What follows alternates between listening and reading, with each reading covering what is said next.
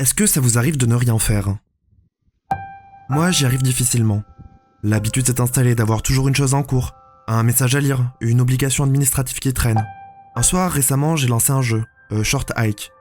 2 heures plus tard, je regardais le générique et j'avais oublié mes urgences. Ce jeu, c'est l'histoire d'une petite balade qui nous fait respirer, une petite balade reposante. Aujourd'hui, on est samedi, et comme chaque samedi, je vais vous raconter un jeu, A Short Hike.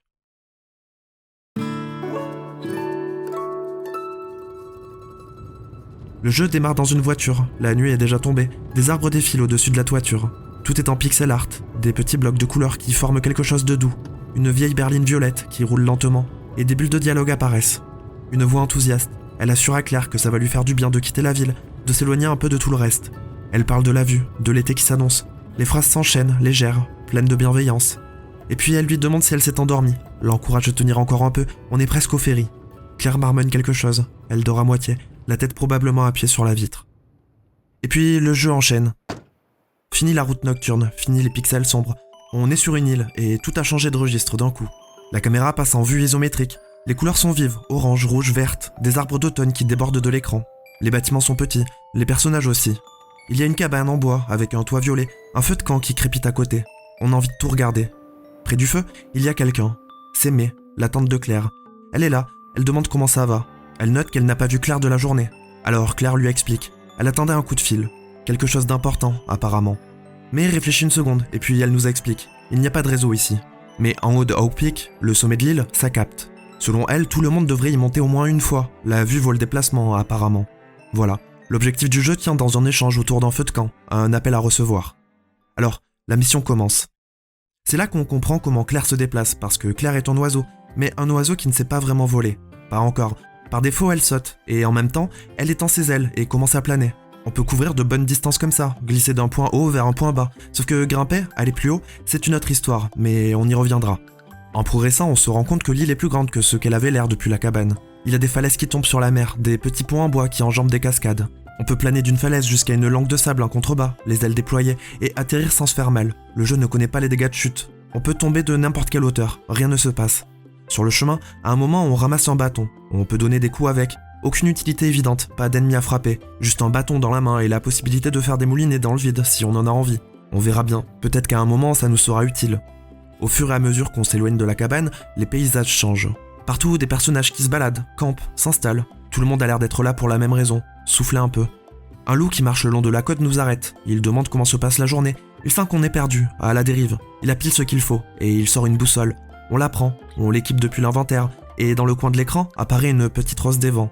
Alors je remarque que le jeu n'a pas de carte, la caméra pivote avec le terrain. Avec la boussole, on sait toujours où on est. On peut partir dans une direction et savoir qu'on peut en revenir. Et puis plus loin, sur une plage, une jeune grenouille construit des châteaux de sable. On lui demande si on peut emprunter sa pelle. Elle refuse, évidemment. Sauf que Claire fait remarquer un truc. Cette pelle, elle est vraiment grande pour faire des châteaux de sable. La grenouille réfléchit. Elle est d'accord. Une petite pelle ferait mieux l'affaire. On comprend ce que ça veut dire. Si on trouve une pelle plus adaptée quelque part sur l'île, on pourra faire l'échange. Alors on repart, les mains vides pour l'instant, mais on finira bien par trouver. Un peu plus loin, sur la plage, 2 personnages s'entraînent sur un mur d'escalade en bois planté dans le sable, recouvert de prises colorées. Un écureuil et un rhinocéros, apparemment membres d'un club. Ils nous voient arriver et nous proposent de rejoindre leur association. Des centaines de membres dans plus de 35 pays, précise l'un d'eux, avec le sérieux de quelqu'un qui croit vraiment ce qu'il fait. Claire est un peu dubitative. Ici, ils ne sont que 2. Mais on accepte quand même, pour leur faire plaisir. Ils nous expliquent qu'il faut des plumes dorées pour grimper, et qu'ils nous montreront comment s'en servir quand on en aura trouvé. Alors on repart explorer. Et pendant tout ça, il y a la musique. Elle change selon l'endroit où on se trouve, une version courte et légère sur les plages, plus développée dans les bois, différente encore sur les hauteurs. Les mêmes thèmes, mais avec des couches qui s'ajoutent ou se retirent selon le terrain. Des guitares acoustiques, quelques notes de piano, un rythme doux. Rien qui ne pousse à aller vite. Alors on continue à marcher vers le nord. Le terrain monte doucement. À un moment, on prend de la hauteur, on saute depuis un promontoire et on maintient le bouton. Les ailes s'ouvrent, on plane. L'île s'étale en dessous, les couleurs d'automne forment comme un patchwork vu du ciel. On voit la mer sur les 2 côtés, on entend juste la musique et le vent. On flotte au-dessus de tout ça, et c'est suffisant. Puis on redescend doucement, et puis là, une petite pelle posée là. On pense à la grenouille, alors on rebrousse chemin. Elle est encore là, à construire, on lui montre la petite pelle. Elle s'emballe aussitôt, elle tend la sienne en échange, sans hésiter. On échange, on repart avec une vraie pelle, grande et solide. La pelle se range dans l'inventaire et s'équipe depuis là. Par endroits, le sol porte de petites marques, comme une invitation. On en repère une, on creuse, on trouve quelque chose, des pièces, un objet. En continuant notre avancée, on croise du monde, un randonneur qui nous signale qu'un marathon aura lieu aujourd'hui autour du lac du cratère. Et puis sur un promontoire rocheux qui avance sur la mer, un raton laveur a installé devant un chevalet. Il peint, on s'approche, on lui pose des questions. Il répond qu'il s'essaye à quelque chose de nouveau, à un style plus abstrait. Il tourne l'œuvre vers nous. Le tableau est censé représenter le littoral. Claire essaie de sauver les apparences, je crois qu'elle n'aime pas trop. Ça m'a fait penser à Animal Crossing, cette façon qu'ont des animaux humanoïdes de nous partager leurs émotions, d'exister pour eux-mêmes avec leur petite vie, sans attendre qu'on soit là pour fonctionner. Et puis en continuant, on l'aperçoit, une plume dorée, posée au sommet d'un rocher. Pas très haut, mais assez pour qu'on ne puisse pas y accéder directement. On essaye de sauter, c'est un peu ridicule. On recommence depuis un autre angle, rien. Alors on cherche de la hauteur ailleurs, on remonte un peu le terrain, on trouve un point plus élevé, on s'élance et on plane jusqu'au sommet du rocher. On atterrit dessus, la plume est récupérée. C'est notre première plume dorée. Et là, en essayant, on comprend maintenant ce que ça veut dire. Chaque plume dorée récoltée ajoute une unité à une jauge de stamina. Cette stamina peut se dépenser de deux façons. En l'air, en appuyant à nouveau sur le bouton de saut pendant qu'on est dans les airs, Claire bat des ailes une fois, gagne un peu de hauteur, ou alors contre une paroi verticale, en s'y accrochant et en grimpant. Donc, plus on a de plumes, plus on peut monter haut. Les plumes se rechargent quand on s'arrête et qu'on marche lentement. Ça fait penser un peu à Breath of the Wild, ce système de stamina à gérer, cette façon de s'accrocher à une paroi et de calculer jusqu'où on peut aller. Sauf que dans notre jeu, on ne risque pas la mort. Au pire, on aura perdu un peu de temps. Est-ce que c'est si important ? Et puis là, dans cette flânerie, je repense aux deux membres du club d'escalade sur leur plage. Alors j'y retourne. Le rhinocéros vérifie qu'on a bien une plume. Il s'emballe. Il nous invite à essayer le petit mur de grimpe. Il suffit de s'appuyer contre la paroi et de maintenir le bouton. Claire s'y accroche et monte. C'est immédiat, presque facile. Alors on enchaîne avec le grand mur, en faisant un petit saut avant. On s'accroche, on grimpe, on arrive en haut. Et là, l'écureuil nous glisse un dernier conseil. La stamina dure plus longtemps si on grimpe plutôt que si on utilise les battements en l'air. Garder les plumes pour l'escalade, c'est économiser l'énergie. Et les deux membres du club nous félicitent. Hawkpeak nous attend, il conclut en souriant. Alors on repart, on marche, on bifurque, on ramasse les pièces en passant, on regarde l'eau. La musique continue, légère, apaisante. Les arbres sont orange et rouge, la mer brille en bas des falaises. Là, je me sens bien, tout est reposant, tout est doux. Pourquoi est-ce qu'on devait escalader ? Alors on continue la balade, et sur le chemin, un personnage installé près d'une petite maison rouge vend des plumes dorées. On lui en achète 2 avec les pièces ramassées. Elle annonce qu'elle est en rupture de stock, mais maintenant, on en a 3. Avec ces 3 plumes, on peut atteindre un plateau plus haut, une zone qui nous était inaccessible. Sur ce plateau, on tombe sur Sue, un lapin en tenue de sport. Elle est censée courir un marathon aujourd'hui, mais elle a perdu son bandeau porte-bonheur quelque part. Sans lui, impossible de prendre le départ dans de bonnes conditions. Elle a l'air vraiment désemparée. J'ai envie de l'aider. Un peu plus loin, un renard qui longe la falaise nous confie qu'il a entendu dire que la vue depuis le sommet de Hawkpeak était quelque chose d'exceptionnel. Il a l'air de peser sérieusement l'idée de monter. Et puis on croise Tyler, une tortue, avec un bandeau rouge sur la tête. D'abord je pense que c'est le bandeau de Sue, mais en fait non, il l'a depuis super longtemps. Sauf que voilà, en discutant avec Tyler, on apprend qu'il connaît Sue. On lui parle du bandeau, du fait qu'elle a peur de ne pas réussir la course. Il se trouve que Tyler a entendu parler du petit lapin, c'est une bonne coureuse, il veut l'affronter à son meilleur niveau. Alors il propose le sien, pas exactement celui de Sue, mais un bandeau rouge quand même. Alors on retourne voir le lapin. Elle comprend tout de suite et voit bien que ce n'est pas le sien. Mais elle connaît Tyler, champion régional de course, ce qui est assez ironique pour une tortue quand on y pense. Elle réfléchit. Ce bandeau doit porter au moins 2 ou 4 fois plus bonheur que celui qu'elle a perdu. Elle accepte, elle est émue, et pour nous remercier, elle nous tend des chaussures de course. On les équipe, on maintient le bouton, on court. C'est une autre sensation. L'île défile, les arbres passent vite, les sentiers se raccourcissent, et puis, un peu plus loin encore, un phare, blanc et rouge, planté au bord d'une falaise qui domine la mer. Et depuis là-haut, en regardant en contrebas, on aperçoit quelque chose de familier. Le feu de camp, la cabane, mais toute petite, encore à la même place qu'au début. Elle répond, reconnaît Claire, l'encourage à bien s'amuser depuis le bas du flanc de la montagne. On est parti de là, on a échangé une pelle, retrouvé un bandeau, parlé à des inconnus, plané au-dessus des arbres. On flânait, on bifurquait, on s'attardait. C'est la lenteur qui a rendu tout ça possible. Sauf qu'entre le feu de camp et ce phare, il y a tout un versant de parcouru. Et pourtant, je n'ai même pas l'impression d'avoir découvert la moitié de l'île.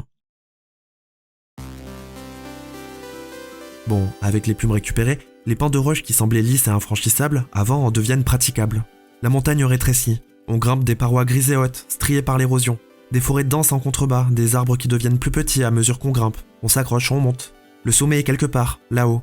À un moment, un personnage nous lance un défi, une course, un contre un, jusqu'au phare pour s'entraîner au marathon auquel Sue et Tyler participeront aussi. On fonce le long du sentier, on dévale une pente, des petits nuages de poussière derrière chaque appui. Le rival est juste derrière, on traverse une forêt, on zigzague entre les arbres, le phare apparaît, en haut, on arrive avant lui. Mais on ne gagne rien, aucune récompense, aucune plume, juste ce phare, en arrière-plan et quelques secondes à reprendre notre souffle. C'était bien quand même. Et puis, à un moment, je redescends un peu vers le bord de mer. Sur une plage, quelqu'un allongé au bord de l'eau, à moitié endormi. On s'approche. La conversation part dans une direction inattendue. Des fois, quand il est sur le point de s'endormir, il pense à manger. Des pancakes. Est-ce qu'on a déjà mangé des pancakes? Et la salade de fruits alors? De la salade de fruits. Alors on repart sans avoir vraiment compris pourquoi on avait eu cette conversation. Mais elle s'est passée, et c'est suffisant. Plus loin, sur la plage, il y a un filet planté dans le sable. 2 personnages, un prêt à jouer, l'autre sur un perchoir. On demande si c'est pour jouer au volleyball. L'un d'eux secoue la tête. Non, c'est un sport qu'ils ont inventé. 3 règles simples. Taper la balle avec un bâton, ne pas la laisser toucher le sol, et surtout la 3e règle, la plus importante de toutes, s'amuser. Voilà, ça s'appelle le beach stick ball. Et justement, un peu plus tôt, on avait récupéré un bâton. Alors on accepte ce défi. La balle arrive, on tape, elle repart de l'autre côté. Le jeu tourne à vide, d'une façon presque hypnotique. On atteint le rebond, on frappe, on recommence. L'arbitre, dans sa chaise haute, surveille depuis le bord. La balle monte, descend, monte encore. Et puis on finit par tenir assez longtemps pour que le jeu considère ça comme une victoire. Les 2 personnages sont contents, vraiment contents, comme si on leur avait offert quelque chose. Peut-être un bon moment. Pour nous remercier, ils nous donnent carrément 2 plumes dorées. Et avec 6 plumes, là, ça devient sérieux. On va pouvoir monter vraiment plus haut. Et à un moment, le sol change. De la neige. Le chemin de terre orangé continue de serpenter entre les rochers, mais les arbres autour portent maintenant du blanc. Les sapins s'alourdissent sous la couche accumulée. On traverse une gorge étroite entre 2 falaises violacées. La neige tombe doucement. Sur ce plateau, les gens qu'on croise ne sont plus là pour bronzer. Ils montent. Chacun à son rythme avec ses affaires, sur le même chemin que nous. Plusieurs nous confient en passant que le sommet vaut vraiment le déplacement. Une vue magnifique. Tout le monde semble vouloir y aller absolument. En remontant vers le nord, on remarque une source d'eau chaude. Tout est feutré ici, plus calme. Les couleurs se sont rafraîchies. Les oranges de l'automne ont laissé place au blanc. D'ailleurs, ce blanc me fait réaliser quelque chose.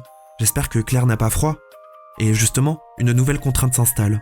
Le froid ici ne fait pas que changer les couleurs, il s'attaque aux plumes. Quand Claire reste trop longtemps dans le froid, une partie de ses plumes dorées se gèle. Elles restent visibles dans la jauge, mais elles sont inutilisables, grisées. La stamina rétrécit sans qu'on puisse rien y faire tant qu'on ne se réchauffe pas. Ça fonctionne un peu comme dans le jeu Pique, les contraintes impactent la jauge de stamina, il faut toujours faire en sorte d'être au top de sa forme. Pour récupérer les plumes glacées, il faut trouver une source de chaleur, une source thermale, un feu de camp, quelque chose qui réchauffe. Alors on commence à repérer attentivement ces points chauds. Par endroits, on remarque de grosses fleurs rouges qui ont poussé. On saute dessus par curiosité. Elles se plient sous le poids et catapultent Claire vers le haut, bien plus haut qu'un battement d'ailes. Alors on en cherche d'autres. Elles remplacent une partie de la stamina, permettant de gagner de la hauteur sans rien dépenser. Sauf que voilà, l'ascension devient difficile. Les falaises sont hautes, vraiment hautes, et le froid s'installe sur les pattes, sur les ailes.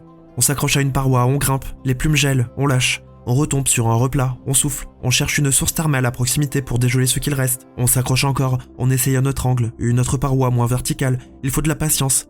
La jauge de plumes est à moitié figée la plupart du temps. Il faut calculer, choisir quand grimper et quand planer, pour ne pas tout dépenser avant d'atteindre le prochain endroit où se réchauffer. Les arbres se font plus rares, le sol plus minéral, et puis, finalement, le sommet. On arrive au-dessus des nuages. Le ciel est nocturne, violet et rose. Des aurores boréales ondulent en ruban turquoise au-dessus de la tête de Claire. Je crois qu'on est au-dessus du monde entier. Les passants avaient raison, c'est vrai que c'est magnifique. Alors Claire souffle un grand coup. Elle reste là, un moment immobile, à regarder. Mais pourquoi est-ce qu'on voulait monter au sommet? J'ai passé des heures à ne pas avancer, mais en tout cas, c'est beau. Et puis, le téléphone sonne. Claire décroche aussitôt. C'est sa maman. Sa mère est soulagée. Elle a attendu des nouvelles toute la journée. Elle répète que ça allait bien se passer, que c'est toujours le cas. Elle demande comment ça va. Claire répond qu'elle est au sommet. Un petit silence. Puis sa mère confie qu'elle y montait avec May, tous les étés. Une histoire entre ces deux-là, quelque chose qu'on ne connaît pas. Et puis le dialogue se referme doucement. Elles se disent qu'elles s'aiment. Et puis on raccroche. Et moi, je reste là, une seconde, avec ce moment. Mais aussitôt, je me demande si le plus intéressant, ce n'était pas les rencontres faites plus tôt. La grenouille et ses châteaux. Le beach stick ball, c'était marrant. Je crois que j'ai envie de savoir si le peintre a avancé son tableau. De savoir qui, entre Sue et Taylor, va gagner. Je crois que j'ai envie de redescendre, de les retrouver. On y retourne ?